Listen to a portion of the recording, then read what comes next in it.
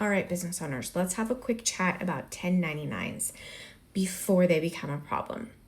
Because every January, like clockwork, this turns into a surprise, and it really shouldn't. Here's the short version. If you paid someone $600 or more during the course of the year who's not your employee, there's a very good chance that you need to issue them a 1099. That includes contractors, freelancers, virtual assistants, bookkeepers, electricians, plumbers, and yes, sometimes your buddy who just helped you out.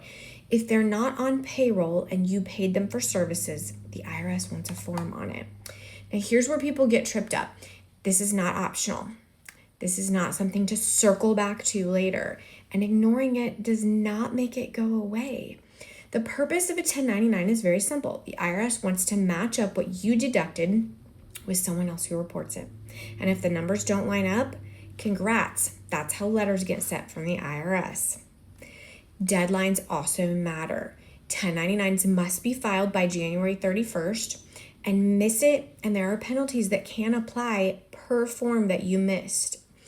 Here's the biggest mistake that we see often. Business owners are scrambling in late January because they didn't collect W-9s, they didn't track contractor payments properly, and they paid everyone through Venmo and just hoped for the best. Here's your pro tip though. If you work with contractors, W-9 should be collected before you ever pay them. It protects you and them. Not after, not next year, before. Bottom line, 1099s are one of those boring admin things that can turn into a big headache if it's ignored. But they're actually very manageable with good bookkeeping and planning, and especially if you're working with a good firm like Trade Firm or Cherokee CPA.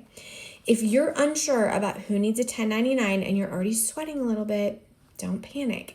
This is fixable, but it's much more fixable if you do it ahead of time and not last minute. Just remember, the IRS does not forget. They just wait. One last note, the threshold is changing for 2026. So for 2025, if you paid those contractors over $600, that's your threshold. Good news for 2026, it's being raised to $2,000. If you have questions, if you're not working with a firm who's helping you do this, reach out. Let's have a conversation. Have a great day, guys.